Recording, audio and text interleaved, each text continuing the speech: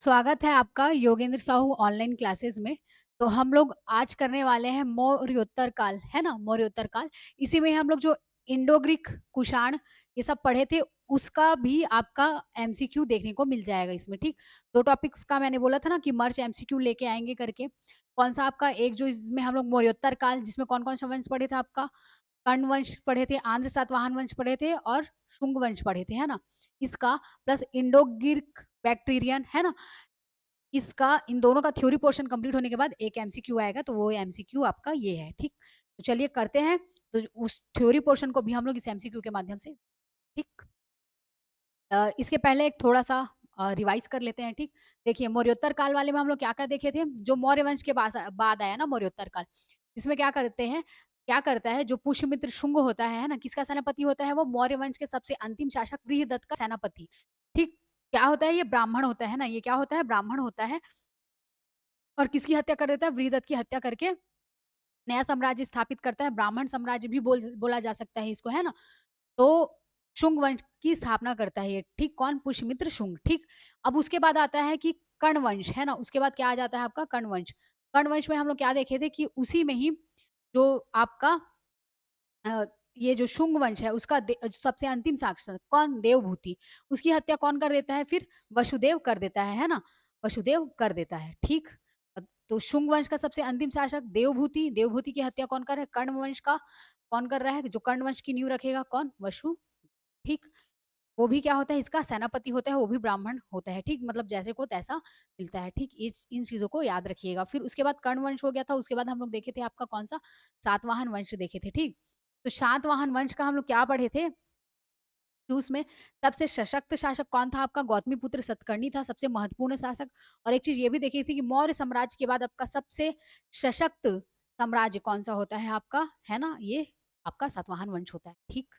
इन बातों का हम लोग क्या कर चुके थे? डिटेल से चर्चा कर चुके थे और उसके बाद इंडो ग्रीक बैक्ट्रियाइन वाले में हम लोग क्या देखे थे? जो अफ़गानिस्तान के शासक ये सब चीज़, है ना? इसमें हम लोग देखे थे गंधार शैली का कैसे होता है? यूनानी, रोमन और आपका भारतीय मिश्रण है। ठीक, इन बातों पे चर्चा किए हुए थे। इसमें कुषाण वंश को देखे थे जिसमें कि सबसे महत्वपूर्ण शासक कौन था आपका? कनिष्क था, है ना? कनिष्क क्या करवाया रहता है? चतुर्थ बौद्ध संगीति करवाया रहता है पहली सदी में, ठीक? इसको भी देखे थे हम लोग और इसी में ही जो बोला जाता है समकालीन कौन है आपके, ठीक? कनिष्क के समकालीन कौन है आपका? वसुमित्र और अश्वघोष। अश्वघोष कौन होता है? उपाध्यक्ष होता है और अध्यक्ष होता है कौन? वसुमित्र, ठीक? चीज़ों को भी हम लोग देख चुके थे और कहाँ पे हुआ था ये बौद्ध संगीति आपका पूछा जाए तो कहाँ पे है? कुंडलवन ग्राम कश्मीर में हुआ था, ठीक? इन बातों को भी याद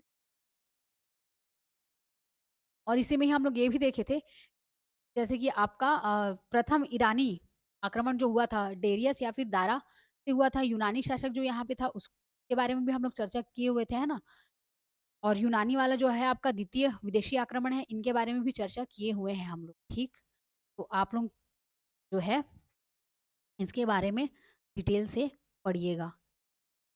और हम लोग देखे थे मिलिंद पन्हो, है ना? मिलिंद पन्हो, तो मिलांडर है ना? मिलांडर, तो नागार्जुन या फिर उसी को नागसेन बोलते हैं, दोनों के बीच में प्रश्नोत्तर हुआ है ना? मिलिंद प्रश्न उत्तर हुआ है, ठीक? प्रश्नोत्तर हुआ है। मिलिंद के प्रश्न के रूप में संकलित इसी को क्या बोलते हैं? मिलिंद पन्हो बोला जाता है, ठीक? इन बातों को भी याद रखना। उसके बाद शक देखे थे, तो शक में हम लोग क्या देखे थे? सबसे इम्पोर्टेंट शासक किसको देखे थे? रुद्र दमन को देखे थे ना?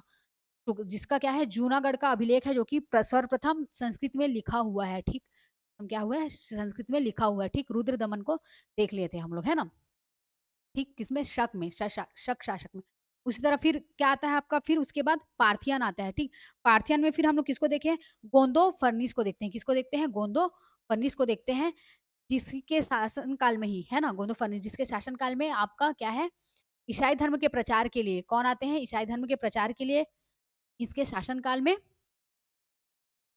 ईसाई धर्म के प्रचार करने के लिए कौन आते हैं? सेंट थॉमस आते हैं, ठीक? कौन आते हैं? सेंट थॉमस आते हैं, कब आते हैं? 52 ईस्वी में आते हैं, ठीक? कौन आते हैं? सेंट थॉमस आते हैं, कब आते हैं? 52 ईस्वी में, ठीक? इन बातों को भी आप लोग याद रखें।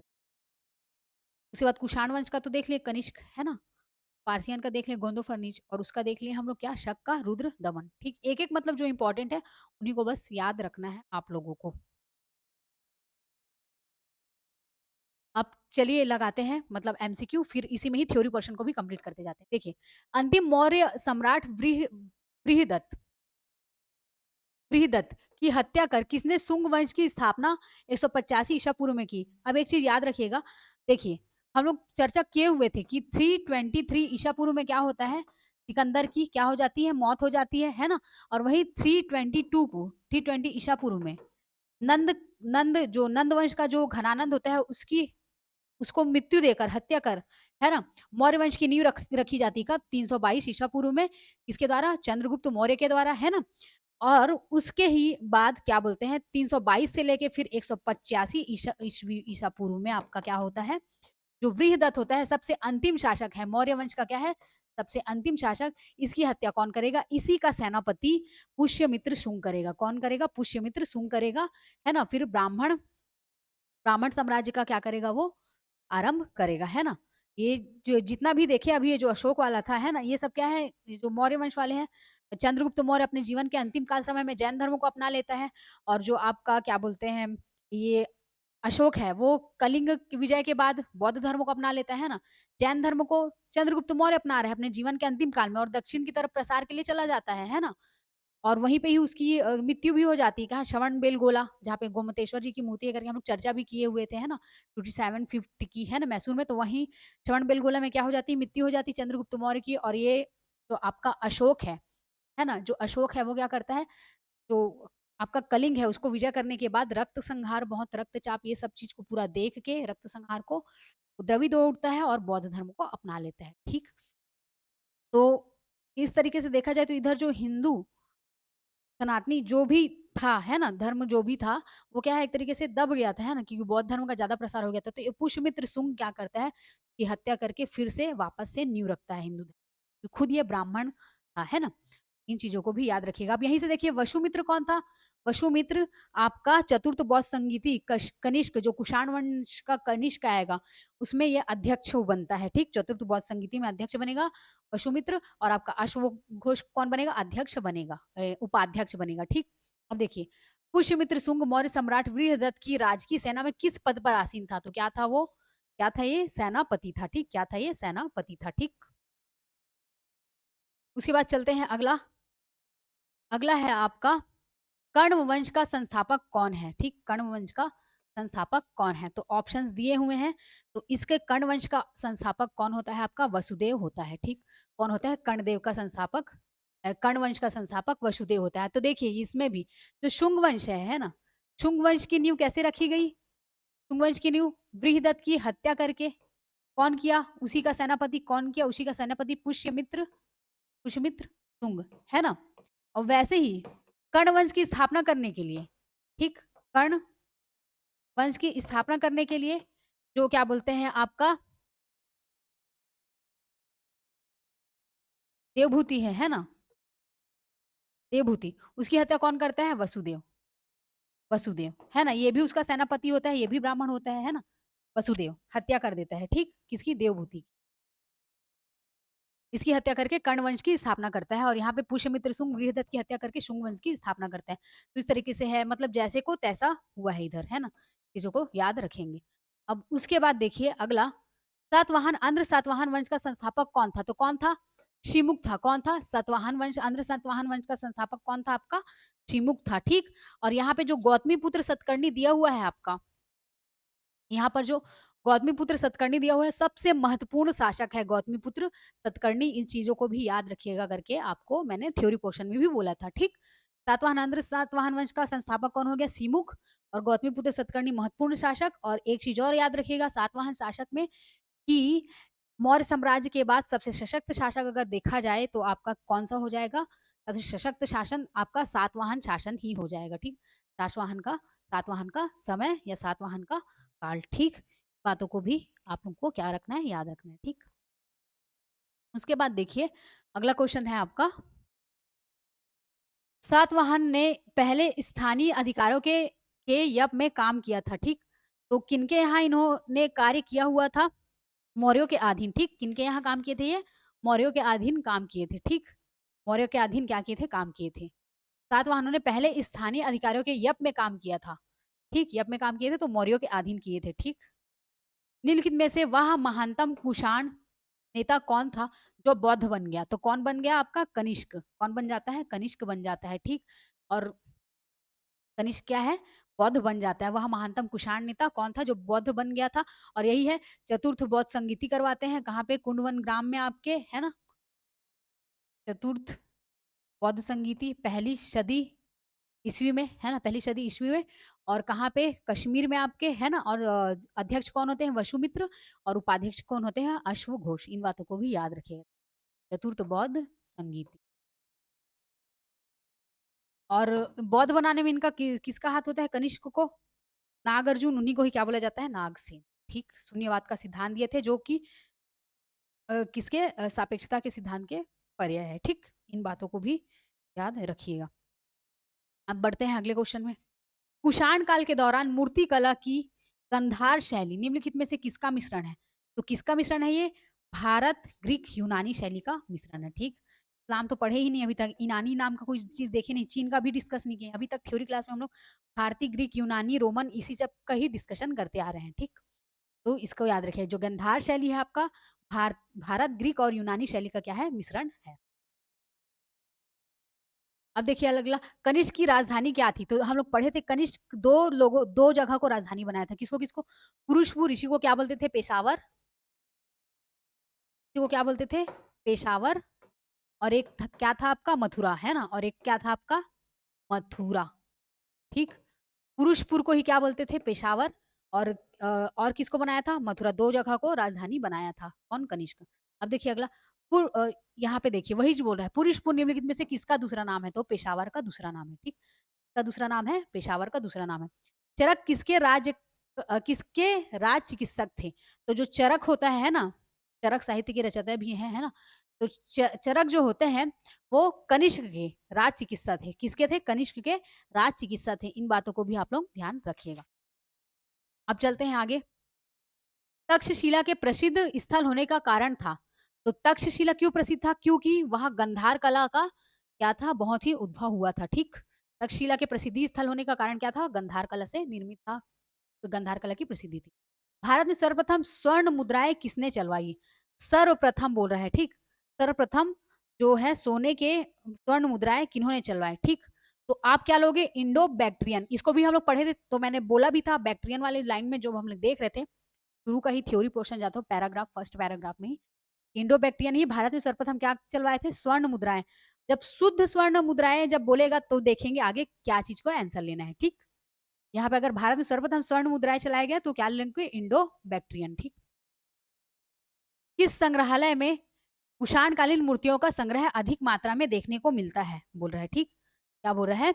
किस संग्रहालय में कुषाणकालीन मूर्तियों का संग्रह अधिक मात्रा में देखने को मिलता है? तो देखिए, जो आपका कनिष्क है वो दो जगह को राजधानी बनाया था, मथुरा को और किसको? पेशावर को, है ना? जिसको पुरुषपुर भी बोला जाता था, है ना? तो मथुरा संग्रहालय में आपको कुषाणकालीन मूर्तियों का संग्रह देखने को मिल जाएगा। ए ऑप्शन क्या हो जाएगा? राइट। निम्नलिखित में से किसने सोने के सर्वाधिक शुद्ध सिक्के जारी किए? तो सर्वाधिक शुद्ध सिक्के किसने जारी किए हैं? आपके कुषाण। ठीक? उन्होंने जारी किए हैं कुषाण ने। और सर्वप्रथम भारत में सोने के सिक्के चलाए तो इंडो बैक्ट्रियन, ऐसे ही लीजिए। ठीक? तो बैक्ट्रियन। और अगर शुद्ध सोने के सिक्के की बात होगी तो किसको लेंगे आप लोग? कुषाण को लेंगे। ठीक? कुषाण को लेंगे। अब देखिए, सातवाहन के समय में मुद्रा सर्वाधिक किस धातु के बने होते थे? तो इसको भी हम लोग थ्योरी पोर्शन में किए थे कि शीशा। जो वाहनों के समय में जो मुद्रा सर्वाधिक धातु के बने होते थे वो क्या के बने होते थे? शीशा के बने होते थे। निम्नलिखित में से कनिष्क के समकालीन कौन था? तो देखिए, कनिष्क के समकालीन कौन कौन था? यहाँ से देख के ही पता चल रहा है कि कनिष्क जब चतुर्थ बौद्ध संगीति करवाता है तो अश्वघोष क्या बनता है? उपाध्यक्ष बनता है। वसुमित्र क्या बनता है? अध्यक्ष बनता है। और नागार्जुन जो है वो शून्यवाद का सिद्धांत देता है ना? ये जो नागार्जुन होता है इसी को नागसेन भी बोलते हैं।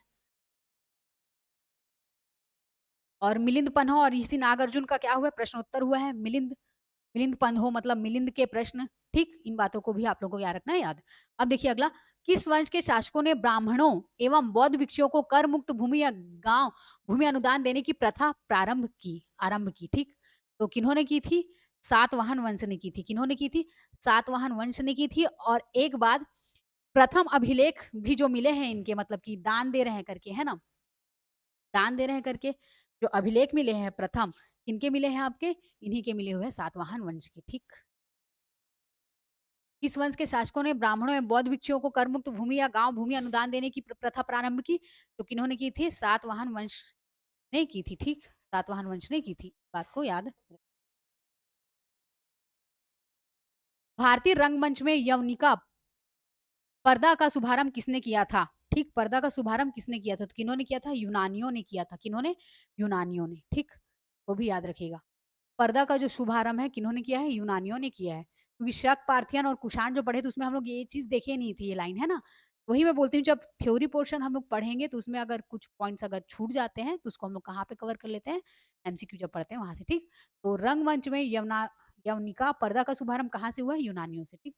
भारतीयों के महान रेशम मार्ग किसने किया? भारत के महान रेशम मार्ग रूट किसने किया? तो कनिष्क, किसने? कनिष्क ने, ठीक? किसने किया है? कनिष्क ने किया है, ठीक? रेशमी मार्ग का, ठीक? जो कहाँ से कहाँ तक फैला था आपका? चीन से लेके पूरा पश्चिमी साइड में पूरा कहाँ पे आपके? पूरा रोम साइड ये सब चीज़ को पूरा कवर किया हुआ था ना? अब देखिए निम्नलिखित में से किसने बड़े पैमाने पर स्वर्ण मुद्राएँ सोने की मुहर चलाई है? तो किन्होंने चलाई है सबसे ज़्यादा मुहर? कुषाण, कुषाण शासकों ने, ठीक?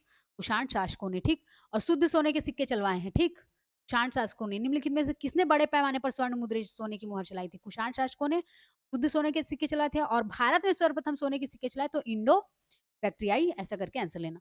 चरक और नागार्जुन किसके दरबार की शोभा थे? तो किसके दरबार की शोभा थे? कनिष्क के दरबार की शोभा थे, ठीक? अभी तक हम लोग इन दोनों को तो पढ़े नहीं है, हर्ष समुद्रगुप्त अभी तक पढ़े ही नहीं है, चंद्रगुप्त मौर्य बस पढ़े थे हम लोग, है ना? चंद्रगुप्त मौर्य और ये कनिष्क पढ़े कुषाण वंश का, है ना? कनिष्क। तो चरक और नागार्जुन किसके दरबार की शोभा थे? कनिष्क के। चरक कौन था आपका? किसक था, है ना? अब देखिए शक सावंत का प्रारंभ किस सम्राट के शासनकाल में 78 ईस्वी से हुआ था? तो किसके शासनकाल से हुआ था? कनिष्क के। ठीक, किसके शासनकाल से हुआ था? कनिष्क से हुआ था, ठीक? कनिष्क से हुआ था। इन चीजों को भी याद रखना है आप लोग, ठीक? कनिष्क के शासनकाल से हुआ था 78 ईस्वी से।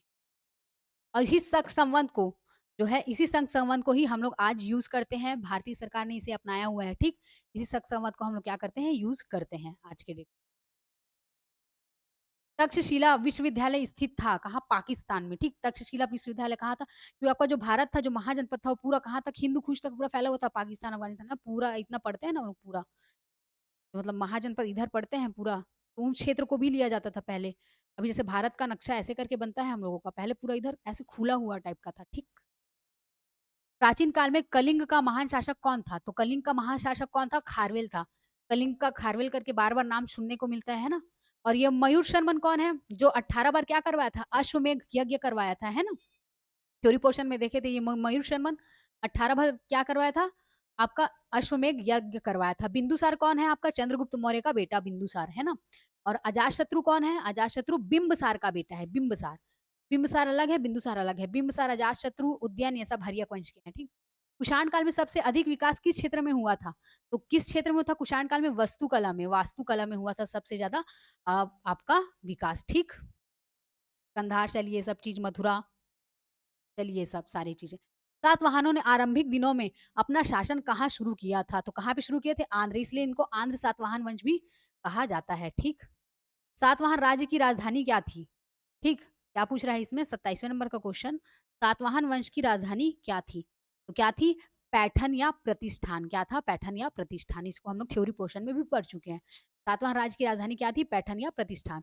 निम्नलिखित में से कौन सा अभिलेख कलिंग नरेश खारवेल से संबंधित है? तो कौन सा? हाथी गुफा अभिलेख, ठीक? कौन सा कलिंग नरेश खारवेल से संबंधित है? हाथी गुफा अभिलेख। इन बातों को भी क्या रखना है आप लोग को? याद रखना है, ठीक?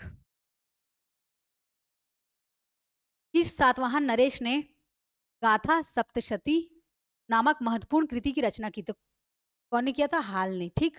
इसको भी हम लोग थ्योरी पोर्शन में देख चुके थे, ठीक? सातवाहन नरेश ने गाथा सप्तशती नामक महत्वपूर्ण कृति की रचना की। तो किसकी? किन्होंने की? किस सातवाहन वंश ने नरेश ने? हाल ने, ठीक? गाथा सप्तशती। सातवाहन शासकों की राजकीय भाषा थी, क्या थी राजकीय भाषा इनकी? क्या थी राजकीय भाषा इनकी? चलिए बताइए, क्या थी इनकी राजकीय भाषा? प्राकृत। क्या थी? प्राकृत, ठीक? क्या थी? प्राकृत भाषा थी इनकी राजकीय भाषा, ठीक? सातवाहन वंश। निम्नलिखित राजवंशों पर विचार कीजिए। तो इसका क्या आ जाएगा आपका? पहले शुंग वंश को देखते हैं हम लोग, तो 3 कहाँ पे है? इसी में डी ऑप्शन में ही है 3। फिर क्या आ जाएगा आपका शुंग के बाद सातवाहन वंश, फिर उसके बाद आपका क्या आ जाएगा? ठीक, थर्ड हो गया, फिर फर्स्ट हो गया, फिर दूसरा गुप्त वंश, फिर उसके बाद चोल वंश, है ना? क्या? चौथा, ठीक। सबसे पहले शुंग वंश देख लिए, पुष्यमित्र शुंग, है ना? बृहदत्त मौर्य वंश के अंतिम शासक का हत्या करके बनता है ना? पुष्यमित्र शुंग, ठीक। फिर उसके बाद सातवाहन वंश भी हम लोग पढ़ लिए, किसमें पढ़े थे हम लोग? वही सबसे लास्ट में पढ़े ना, जो 7 डायनेस्टी पढ़े उसमें आर्द्र सातवाहन वंश ही सबसे लास्ट है, कण्व वंश की बात है, तो काणा आएगा, फिर अंधा आएगा करके देखे थे, ठीक।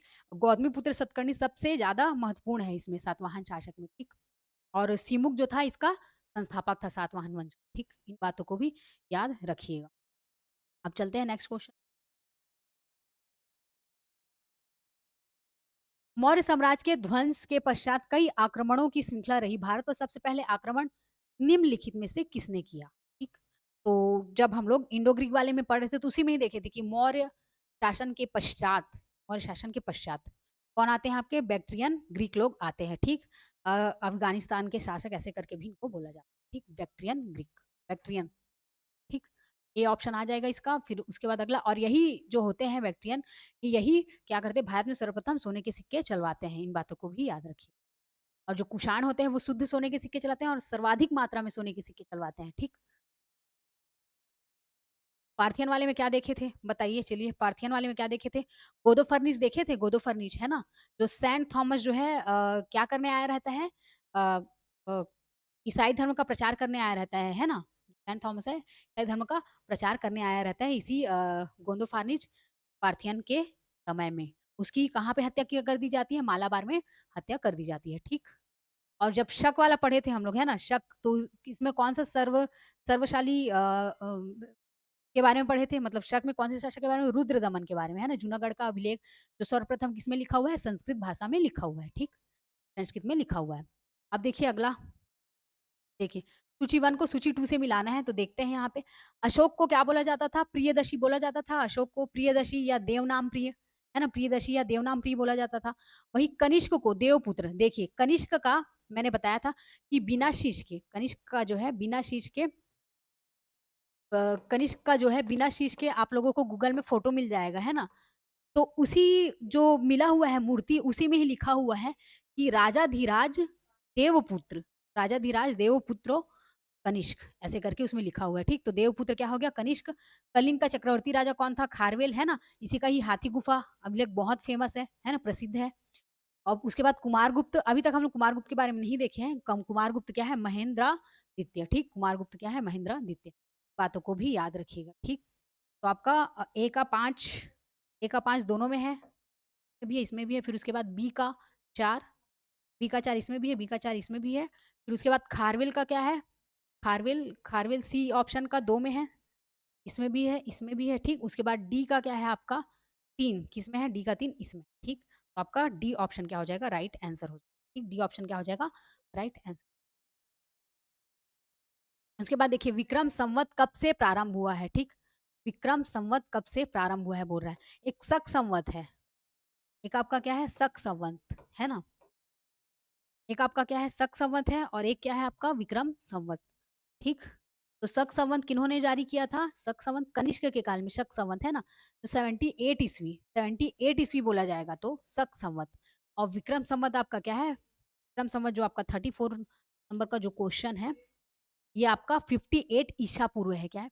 8 ईसा, 58 ईसा पूर्व, है ना? विक्रम संवत जो है वो 58 ईसा पूर्व है, 58 ईसा पूर्व।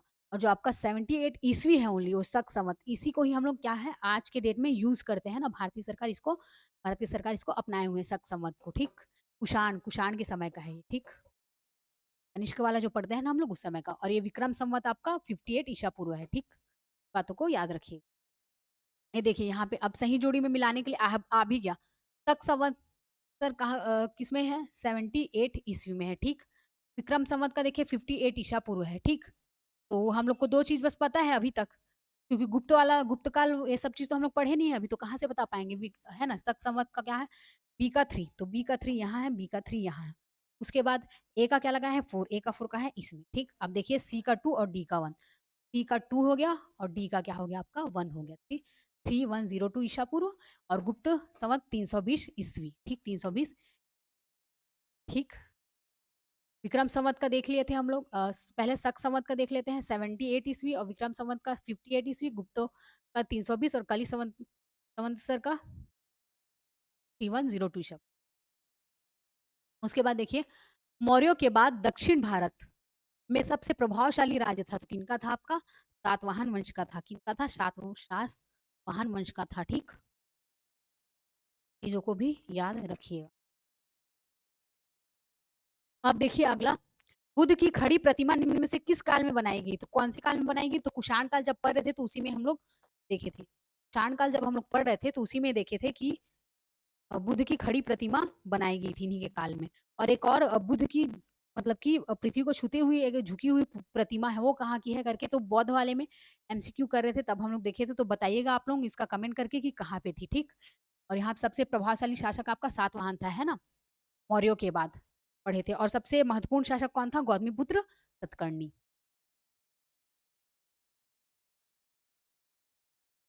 के बाद देखिए शुंग वंश के बाद किस वंश ने भारत पर राज किया? तो शुंग के बाद कौन आया था? कर्ण वंश आया था। कौन सा आया था? कर्ण वंश आया था ना। तो देखे भी थे शुंग वंश, बृहदत्त अंतिम मौर्य राजा की हत्या करके पुष्यमित्र शुंग अपना मतलब न्यू रखता है ना, शुंग वंश की स्थापना करते हैं। वैसे कर्ण वंश की स्थापना कौन करता है? वसुदेव। किसकी हत्या करके? देवभूति की हत्या करके, है ना। इन चीजों को भी हम लोग क्या किए थे? देखे थे। अब देखिए किस चीनी जनरल ने कनिष्क को हराया था? तो पेन चाओ। पेन चाओ ने कनिष्क को क्या किया था? हराया था, ठीक। किस चीनी जनरल ने? पेन चाओ, याद रखिए, ठीक, पेन चाओ। उत्तरी तथा उत्तरी पश्चिमी भारत में सर्वाधिक संख्या में तांबे सिक्कों को जारी किया था। सर्वाधिक तांबे की सिक्कों को जारी किया था, तो किन्होंने किया था? इसको भी कुषाणों ने ही किए थे, ठीक। इसको भी किन्होंने किए थे? कुषाण ने ही किए थे, ठीक। उत्तरी तथा उत्तरी पश्चिमी भारत में सर्वाधिक संख्या में तांबे के सिक्कों को जारी किए थे, ठीक। सर्वाधिक सोने के सिक्के, शुद्ध सोने के सिक्के, उसमें भी कुषाण ही आएगा आपका। और सर्वप्रथम अगर सोने के सिक्के चलवाया करके बोलेंगे तो क्या आएगा आपका? तो क्या आएगा आपका? इंडो बैक्ट्रियन, है ना। फिर उसके बाद कुषाण फारस की खाड़ी और लाल सागर से होकर व्यापार करते थे। उनकी सुसंगठित नौसेना उच्च कोटि की थी। तो देखिए कुषाण फारस की खाड़ी और लाल सागर से होकर व्यापार करते थे, बिल्कुल सही है, ठीक, बिल्कुल सही है। पर आपका जो बोल रहा है उनकी सुसंगठित नौसेना उच्च कोटि की थी, ये वाला जो आपका पॉइंट बोल रहा है वो क्या है? गलत है, ठीक। तो इसका राइट आंसर क्या हो जाएगा आपका? ए सही है किंतु आर गलत है ना। कथन भी बोल रहा है और कारण गलत ही है इसका, ठीक। कुषाण फारस की खाड़ी और लाल सागर से तो व्यापार करते थे, पर उनकी गठित नौसेना उच्च कोटि की थी, ये लिंक भी नहीं कर रहा है, ठीक। ए सही है किंतु आर क्या है? गलत है। अब देखिए अगला, जो कला शैली भारतीय और ग्रीक यूनानी शैली का सम्मिश्रण है, तो देखिए भारतीय और ग्रीक यूनानी शैली का सम्मिश्रण है, उसको क्या बोलते हैं? गंधार, ठीक, गंधार शैली है, ठीक। 42 का क्या हो जाएगा आपका? गंधार शैली हो जाएगा, ठीक। अब देखिए कनिष्क बौद्ध धर्म की किस शाखा का अनुयायी था जिसका प्रसार उसने मध्य एशिया व सुदूर पूर्व में किया? अब देखिए याद रखिए, चतुर्थ बौद्ध संगीति होती है जिसका संरक्षण कौन करता है? कनिष्क करता है ना। अध्यक्ष होते हैं वसुमित्र और जो उपाध्यक्ष होते हैं कौन? अशोक घोष। कब करते हैं? पहली सदी ईस्वी में करते हैं, ठीक। अब यहीं पे ही जो आपका जो ये बौद्ध धर्म होता है वो हीनयान और महायान दो भागों में बढ़ जाता है। हीनयान क्या होता है आपका? रूढ़िवादी मत को मानने वाला होता है। वही महायान क्या होता है आपका? प्रगति प्रचारशील को मानने वाला होता है। और महायान में ही क्या होता है, जैसे बौद्ध धर्म में देखा जाता है कि मूर्ति कला मतलब मूर्ति पूजा निषेध थी, पर यहीं पे ही बुद्ध जी की मूर्ति बना के इनकी पूजा की जाती है। और कौन कौन से क्षेत्र में आपका? चीन, जापान और मध्य एशिया। चीन, जापान और मध्य एशिया। और वही हीनयान का बात करेगा तो हीनयान कहाँ था आपका? लंका, बर्मा, है ना, ये सब में हीनयान चलता है, ठीक। इन बात को भी याद रखिएगा। और वज्रयान जो है वो तंत्र मंत्र ये सब वाले से आपका तीन हुए थे, तीन टोटल बौद्ध धर्म, हीनयान, महायान और वज्रयान। ज्यादातर फेमस आपका महायान है ना, चीन जापान के लोग भी उसी को मानते हैं। कनिष्क के शासनकाल की सर्वाधिक महत्वपूर्ण घटना कौन सी थी, ठीक, कौन सी थी? चलिए देखिए बताइए, फट से ही इसका आंसर क्लिक करना चाहिए आपको। चतुर्थ बौद्ध संगीति, ठीक, तो कहाँ हुई थी? कश्मीर में हुई थी, ठीक, कुंडलवन ग्राम में, ठीक। अब देखिए प्राचीन भारत का महान व्याकरण पतंजलि किसका समकालीन था, ठीक। पतंजलि किसका समकालीन था? तो किसका समकालीन था वो? किसका समकालीन था देखिए? पुष्यमित्र शुंग का समकालीन था, ठीक? पुष्यमित्र शुंग का समकालीन था। व्याकरण पतंजलि किसका समकालीन था? पुष्यमित्र शुंग का था। सर्वप्रथम भारत में विशुद्ध संस्कृत भाषा में लंबा अभिलेख किस राजा द्वारा जारी किया गया था? ठीक, सर्वप्रथम संस्कृत भाषा में सबसे विशुद्ध, है ना? विशुद्ध संस्कृत भाषा में सबसे लंबा अभिलेख किस राजा द्वारा जारी किया गया था? किसके द्वारा जारी किया गया था? कुषाण राजा कनिष्क द्वारा, ठीक? इनके द्वारा देखिए, कुषाण राजा कनिष्क के द्वारा नहीं, यहाँ पे देखिए एक चीज़ याद आ रहा होगा आप लोगों को, ठीक? जब शक वंश पढ़ रहे थे हम लोग तो रुद्र दमन का जूनागढ़ अभिलेख याद है जो सर्वप्रथम क्या है संस्कृत में लिखा हुआ था, तो उसी अभिलेख का बात कर रहा है, ठीक? शक राजा रुद्र दमन द्वारा, एक ही राजा के बारे में हम लोग डिटेल से देखे थे, है ना? रुद्र दमन, ठीक? इसको ये राइट आंसर होगा, ठीक? विशुद्ध संस्कृत भाषा में लंबा अभिलेख किस राजा द्वारा जारी किया गया? शक राजा रुद्र। किस राजा के शासन काल में ईसाई धर्म प्रचारक सेंट थॉमस भारत आया, ठीक? सेंट थॉमस भारत आया था, ठीक? किसके शासन काल में आया था? ये गोंदो फिरनस, ठीक? गोंदो फिरनस, इस बात को भी याद रखिएगा, ठीक? कब आया था? और 52 ईस्वी में भारत आया था, ठीक? 52 ईस्वी में कब आया था? 52 ईस्वी में आया था। और इसी की ही मालाबार में फिर क्या हो जाती है? हत्या कर दी जाती है, ठीक? गोंदो फर्निस या गोंदो फिरनस, है ना? ये रहेगा नाम। अब देखिए अगला, किस कुषाण शासक ने सर्वप्रथम स्वर्ण मुद्राएं जारी की? तो कौन किया है आपका? कि ऑप्शन कनिष्क किया है। कौन किया है आपका? कनिष्क किया है।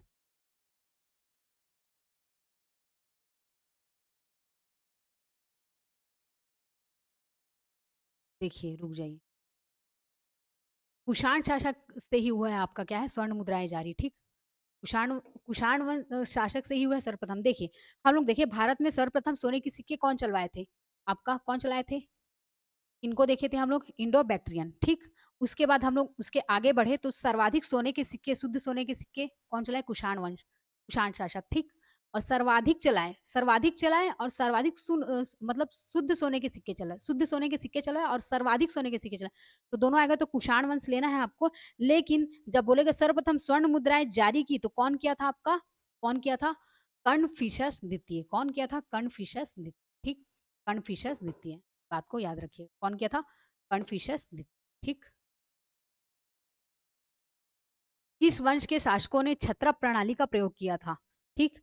किसने किया था क्षत्रप प्रणाली का प्रयोग? शकों ने किया था, ठीक? किन्होंने किया था? शकों ने किया था। बात को भी याद रखिए, ठीक? किस वंश के शासकों ने क्षत्रप प्रणाली का प्रयोग किया था? शकों ने किया था। मुक्तिदाता की उपाधि किस वंश के शासकों ने धारण किया था? मुक्तिदाता की उपाधि किस शासकों ने धारण किया था? ठीक? शकों ने किया था, इसको भी शकों ने किया था, ठीक? प्रातर मुक्तिदाता की उपाधि किस वंश के शासकों ने धारण किया था? शक ने, ठीक? शकों ने। और यहाँ पर भी जो आप देख रहे थे किस वंश के शासकों ने क्षत्रप प्रणाली का प्रयोग किया है? तो भी शकों ने। अब देखिए अगला, प्राचीन काल के भारत पर आक्रमणों के संबंध में कौन-सा सही कालानुक्रम है उसको बताना है, ठीक? तो क्या हो जाएगा आपका? सबसे पहले हम लोग क्या देखे थे? यूनानी देखे थे, फिर शक देखे थे, फिर कुषाण देखे थे ना? कुषाण को सबसे लास्ट में देखे थे। यूनानी पहले, फिर शक, फिर कुषाण, है ना? इन चीज़ों को याद रखें। यूनानी, शक। भारत में प्रथम बार सैनिक शासन व्यवहार में लाया गया, तो किनके द्वारा प्रथम भारत में सैनिक शासन लाया गया है? किनके द्वारा लाया गया है? ग्रीकों के द्वारा, ठीक? किनके द्वारा लाया गया है? ग्रीकों के द्वारा। किसके द्वारा लाया गया है? ग्रीकों के द्वारा। भारत में प्रथम सैनिक शासन किनके द्वारा? ग्रीकों के द्वारा लाया गया है, ठीक? ईसा पूर्व दूसरी सदी के प्रारंभ में उत्तरी अफ़गानिस्तान में स्थापित भारत यूनानी राज्य था, ठीक? ईसा पूर्व दूसरी सदी के प्रारंभ में उत्तरी अफ़गानिस्तान में स्थापित भारतीय यूनानी राज्य क्या था? बैक्ट्रिया, ठीक? बैक्ट्रिया। हम लोग पढ़े थे ना अफ़गानिस्तान अफ़गानिस्तान के शासक ऐसे करके, बैक्ट्रिया ऐसे करके, ठीक? अब देखिए 4 धातुओं सोना, चांदी, तांबा एवं शीशा के सम्मिश्रण से बनने वाला क्या कहलाएगा आपका? काषा पर्ण कहलाएगा। क्या कहलाएगा? काषा पर्ण कहलाएगा, ठीक? डी ऑप्शन हो जाएगा। जो कि किस-किस से? सोना, चांदी, तांबा एवं शीशा के सम्मिश्रण से। सर्वप्रथम रोम के साथ किन लोगों का व्यापार प्रारंभ हुआ था? सर्वप्रथम जो रोम है उनके साथ किनका व्यापार प्रारंभ हुआ था? तो किनका व्यापार प्रारंभ हुआ था? तमिल एवं चेरों का। किनका? तमिल एवं चेरों का। इनका तमिल एवं चेरो का। अभी संगम काल जब पढ़ेंगे ना तब ये चीज़ क्लियर हो जाएगा, ठीक? तमिल एवं चेरो का। सर्वप्रथम रोम के साथ किन लोगों का व्यापार प्रारंभ हुआ है? तमिल एवं चेरो का। में उत्तरकालीन प्रमुख बंदरगाहों में कौन असत्य है बोल रहा है? मौर्योत्तरकालीन प्रमुख बंदरगाहों में कौन-सा असत्य है बोल रहा है, ठीक? तो कौन-सा असत्य हो जाएगा? कोचीन। कोचीन, है ना? कोच्चि भी बोलते हैं इसको, केरला का कोच्चि। एर्नाकुलम करके देखा जाता है जो, ये असत्य है, ठीक? बाकी ये तीनों थे, ठीक है? बाकी ये तीनों थे। बारबेरिकम, बेरीगाड़ा, भंडीज और अरिकामेंडु, ठीक? बाकी कोचीन जो है वो अभी का है, कोच्चि, एर्नाकुलम, है ना? केरल का जो देखते हैं वो वर्तमान का है। निम्न में से किस स्थान को पेरिपल्स ऑफ द इरिथ्रियन सी में पोंडेकू पोंडुके पोंडुके नाम से संबोधित किया गया है? तो किन को? ये वाला भी हम लोग थ्योरी पोर्शन में देखे थे, पेरिपल्स ऑफ द इरिथियन, है ना? इसको भी हम लोग क्या देखे थे? में देखे थे थ्योरी पोर्शन में, ठीक? तो इसका क्या हो जाएगा राइट आंसर आपका? अरिकामेडु, ठीक? अरिकामेडु बी ऑप्शन क्या हो जाएगा? राइट आंसर हो जाएगा, ठीक? पेरिपल्स ऑफ द इरिथियन, ठीक? ये सब तो अभी तक पढ़े ही नहीं हम लोग, बेरीगाजा, बारबेरिकम, अरिकामेडु, ठीक? अब उसके बाद देखिए अगला, मौर्योत्तर काल में किसने भारत में हिंद यूनानी राज्य की स्थापना की थी? ठीक? ये ऑप्शन क्या बोल रहा है? हिंद यूनानी राज्य की स्थापना किसने की थी करके पूछ, कौन किसने किया था? डमोट्रियस। कौन किया था? डमोट्रियस। ये सब सेंट्रल लेवल के एग्जाम में पूछे गए क्वेश्चंस है, ठीक? तो ज्यादा एफर्ट मत लगाइएगा, बस 2-3 बार रिवीजन कर लीजिए। डमो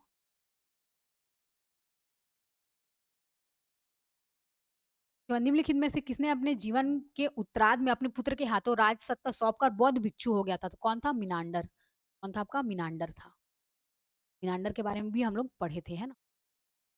तो क्या मिलिंद मिलिंद पन्हो, है ना? मिलिंद का प्रश्नोत्तर शैली किसके साथ? नागार्जुन के साथ, ये हम लोग देखे थे। मिनांडर कौन था? 59 का क्या हो जाएगा? मिनांडर। अब देखिए अगला, कुषाण का संबंध था, कुषाणों का संबंध किनके साथ था? कुषाणों का संबंध चीन के यूची जनजाति से। कुषाणों का संबंध किनसे था? चीन के यूची जनजाति से, ठीक? कुषाणों का संबंध किनसे था? चीन के यूची जनजाति से। और वैसे भी जो कुषाण है ना? कुषाण वंश का जो कनिष्क होता है वो आपका महायान, जो आपका बौद्ध धर्म है 2 भागों में बढ़ जाता है, हीनयान और महायान। तो महायान कहाँ फैला होता है? चीन, जापान साइड और मध्य एशिया साइड फैला होता है ना? कुषाण का संबंध चीन के साथ ही होगा, है ना? क्योंकि ये भी महायान को फॉलो करते हैं, इनके यूची जनजाति, ठीक? निम्नलिखित में से कौन कनिष्क के बौद्ध बौद्ध होने के लिए उत्तरदायी था? तो कौन था आपका? कौन था? चलिए बताइए। कौन था? अश्वघोष था, ठीक? कौन था? अश्वघोष।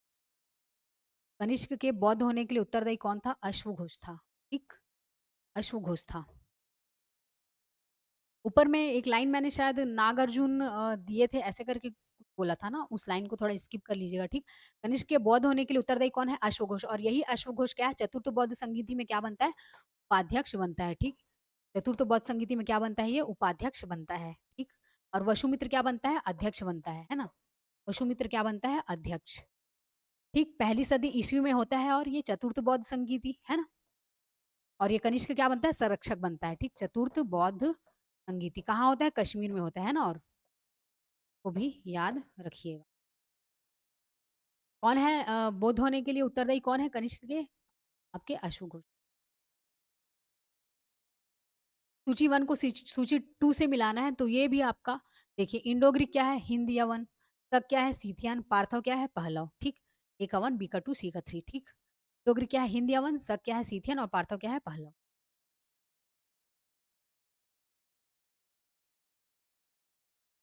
यहाँ भी सूची 1 को सूची 2 से मिलाना है तो सातवाहन का देखे थे हम लोग, क्या था? प्रतिष्ठान या पैठन।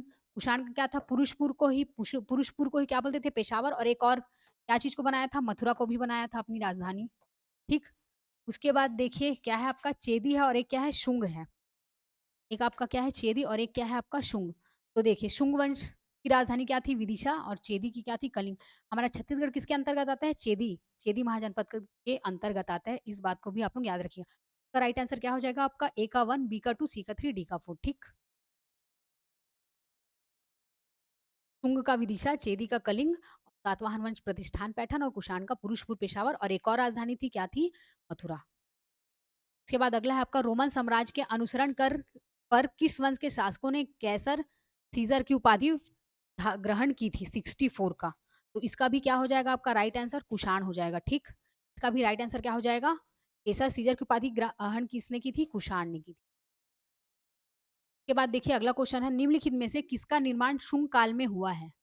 ठीक, शुंग के काल में हुआ है। तो आपका क्या हो जाएगा? उपयुक्त सभी हो जाएगा, ठीक? शुंग काल में हुआ है, ठीक? भरहुत का स्तूप, सांची स्तूप की वेदिका रेलिंग और तोरण और भाजा स्तूप, ठीक? उपयुक्त सभी। सांची स्तूप की वेदिका रेलिंग, ठीक? इसको याद रखिएगा। सातवाहन नरेश हाल के समकालीन हुनाढ्य ने किस प्राकृत ग्रंथ की रचना की? ठीक? सातवाहन नरेश हाल ही में किस प्राकृतिक ग्रंथ की रचना की है? तो कौन से प्राकृतिक प्राकृत ग्रंथ की रचना किए हैं? 66 का आपका ये हो जाएगा वृहत कथा, ठीक? क्या हो जाएगा? वृहत कथा। इसको हम लोग थ्योरी पोर्शन में नहीं दिखे थे, तो यहाँ पे इसको कंप्लीट कर लीजिएगा, ठीक? कौन सी भाषा में? प्राकृतिक ग्रंथ की रचना की, ठीक? प्राकृत ग्रंथ की। क्या आ जाए आपका? वृहत कथा आ जाएगा। उसके बाद देखिए अगला सातवाहन शासक निम्नलिखित कथनों पर विचार करना है और कौन सा सही है उसको बताना है। तो देखिए, सातवाहन शासक बौद्ध पर अत्याचार करते थे, पहला ये हो गया। फिर दूसरा क्या बोला है? पुष्यमित्र शुंग बौद्धों को संरक्षण देते थे और तीसरा ऑप्शन बोल रहा है आपका बोध गया में शशांक ने बोधि वृक्ष को काट दिया था। तो ये वाला चीज़ भी हम लोग पहले बौद्ध धर्म वाला जब पढ़ रहे थे तो उसमें भी देख लिए थे कि जो बोध गया में आपका जो अभी जो बोधि वृक्ष है, बोधि वृक्ष को ही किसका वृक्ष बोलते हैं? पीपल का वृक्ष। तो अभी जो वहाँ पे पीपल का जो वृक्ष लगा हुआ है वो कौन-सी पीढ़ी का था? तो हम लोग उसको देखे थे कि वो 5वीं पीढ़ी का था और कौन लगाए थे उसको? जो आपका अलेक्जेंडर कनिंघम है ना? उनके द्वारा लगाया गया है। ओरिजिनल जो बोधि वृक्ष था, उसको क्या कर दिया गया था? शशांक के द्वारा काट दिया गया था। तो थर्ड ऑप्शन तो आपका ऐसे ही गलत है, तो कहाँ-कहाँ पूरा थर्ड ऑप्शन आया है? ये पूरा आपका क्या हो गया? पूरा आपका क्या हो जाएगा? ये जो थर्ड ऑप्शन जहाँ-जहाँ है वो तो पूरा राइट ऑप्शन हो जाएगा आपका, है ना? क्योंकि ये वाला बात तो बिल्कुल सही है कि बोधगया में शशांक ने क्या किया था? बोधि वृक्ष को काट दिया था। तो यहाँ केवल 1 है तो ये तो ऐसे ही गलत हो गया। आप इन तीनों में से हम लोग क्या आंसर लेंगे? तो 1 तो आपका ऐसे ही छूट गया, है ना? 1 तो आपका ऐसे ही छूट गया है कि सातवाहन शासकों द्वारा क्या है? बौद्धों पर अत्याचार करते थे, ठीक? ऐसा बोल रहा है। उसके बाद तो नहीं करते थे अत्याचार, है ना? तो ये भी क्या है आपका? गलत है। पुष्यमित्र शुंग बौद्धों को संरक्षण देते थे। पुष्यमित्र शुंग खुद जो थे क्या थे? ब्राह्मण, है ना? ब्राह्मण साम्राज्य की स्थापना करते हैं। किसको? मौर्य वंश के जो अंतिम शासक कौन होते हैं? वृहदत्त, उसकी हत्या करके, है ना? तो वो बौद्ध धर्म को कहाँ से संरक्षण देंगे? ठीक? तो ये भी क्या हो जाएगा? गलत। तो आपका केवल कौन-सा आपका राइट आंसर हो जाएगा? डी ऑप्शन क्या हो जाएगा? राइट आंसर हो जाएगा, ठीक? केवल 3 आपका क्या हो जाएगा? राइट आंसर हो जाएगा। पुष्यमित्र शुंग खुद मतलब कि जो उसका सेनापति होता है ना? अंतिम जो मौर्य शासक होते हैं, है ना? वृहदत्त, उसके सेनापति होते हैं जो पुष्यमित्र। तो वो खुद देखते हैं कि अभी जितनी भी मतलब बौद्ध धर्म को इतना संरक्षण मिल गया था, जब से मतलब अशोक ने कलिंग के युद्ध के बाद उन्होंने बौद्ध धर्म को अपनाया तो उस समय इतना रुझान मतलब कि हो गया था बौद्ध धर्म के प्रति कि जो हिंदू धर्म था एक तरीके से ब्राह्मण, है ना? ये सारे क्या उनके तरफ झुकाव बहुत कम हो गया था। उसी की नींव वापस से कौन डालते हैं? पुष्यमित्र शुंग डालते हैं, ठीक? तो ये कहाँ से बौद्ध धर्म को संरक्षण नहीं देते हैं, ठीक? और अत्याचार करते थे, बिल्कुल गलत बात है, अत्याचार नहीं करते थे, है ना? तो दोनों गलत हो जाएगा, सही कौन हो जाएगा? बोधगया में शशांक ने बोधि वृक्ष को काट दिया था, ये बिल्कुल सही है। और जो अभी जो देखा जाता है, जो वहाँ पे जो पीपल का वृक्ष है ना? वो क्या है आपका 5वीं पीढ़ी का है, अलेक्जेंडर कनिंघम द्वारा पुरातत्ववेत्ता है ना? जो सिंधु घाटी सभ्यता में हम लोग पढ़े थे तो देखे थे, कनिंघम है ना? अलेक्जेंडर कनिंघम, ठीक? तो वो चीज़ को भी याद रखिएगा। अब देखिए अगला क्या बोल रहा है? निम्नलिखित में से किस अभिलेख में चंद्रगुप्त मौर्य और अशोक दोनों का उल्लेख किया गया है? ठीक? चंद्रगुप्त मौर्य और किसका? अशोक का। उल्लेख किया गया है। तो किसमें किया गया है आपका? महाक्षत्रप रुद्रदमन का जूनागढ़ अभिलेख में। किसमें किया गया है? महाक्षत्रप रुद्रदमन का जूनागढ़ अभिलेख में। इन बातों को भी याद रखिएगा। चंद्रगुप्त मौर्य और अशोक दोनों का साथ में उल्लेख मिलता है, ठीक?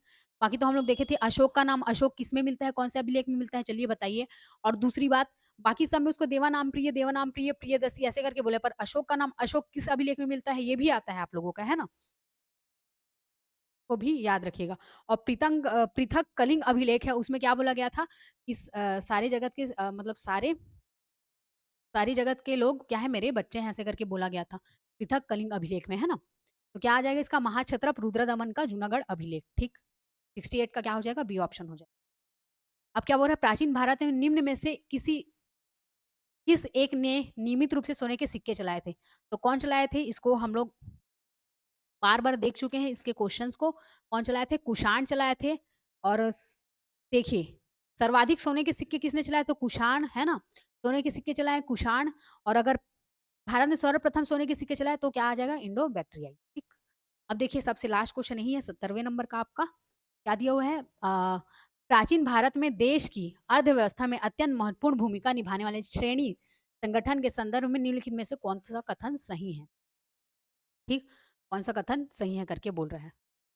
तो इसमें देखिए आप, प्रत्येक श्रेणी रजाए की एक केंद्रीय प्राधिकरण के साथ पंजीकृत होती थी और प्रशासनिक स्तर पर राजा उनका प्रमुख होता था बोल रहा है। श्रेणी ही वेतन काम करने के नियमों, मानकों और कीमतों को सुनिश्चित करती थी, ये बिल्कुल सही है। श्रेणी का अपने सदस्यों पर न्यायिक अधिकार होता था, ठीक? तो आपका दूसरा और तीसरा क्या हो जाएगा? सही है दूसरा और तीसरा। और ये जो बोल रहा है प्रत्येक श्रेणी राजाए की एक केंद्रीय प्राधिकरण के साथ पंजीकृत होती थी या प्रशासनिक स्तर पर राजा उनका प्रमुख होता था, तो ये बिल्कुल गलत है। आपका क्या-क्या सही हो जाएगा? दूसरा और तीसरा।